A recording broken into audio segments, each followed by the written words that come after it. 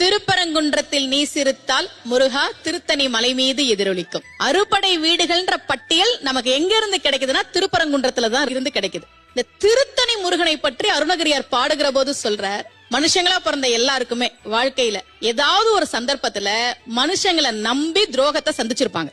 கண்டிப்பா யாருமே இல்லையே என் கூட, நான் நம்பின எல்லாரும் ஏமாத்திட்டாங்களே அப்படின்னு மனசுல விரக்தியோட தனிமையில எங்க போறதுன்னு தெரியாம நீ நடக்கும்போது அருணகிரியார் சொல்றார், திருத்தணியில் உதித்தருளும் ஒருத்தன் மலை விருத்தன துளத்தல் உரை கருத்தன்மையில் நடத்துகுகன் வேலே, தனித்து வழி நடக்கும் எனக்கு வளத்தும் இடத்தும் இரு புறத்தும். நீ தனியா இல்லடா, முருகன் உனக்கு முன்னாடியும் பின்னாடியும் வலது பக்கமும் இடது பக்கமும் கையில வேலோட நான் இருக்கேன்னு வருவான்டான்னு சொன்னார். அதுதான் திருத்தணி முருகன். அந்த பாடல் எழுதியவர் கவிஞர் பூவை செங்குட்டுவன் ஐயா. திருப்பரங்குன்றத்தில் நீ சிரித்தால் முருகா திருத்தணி மலை மீது எதிரொலிக்கும்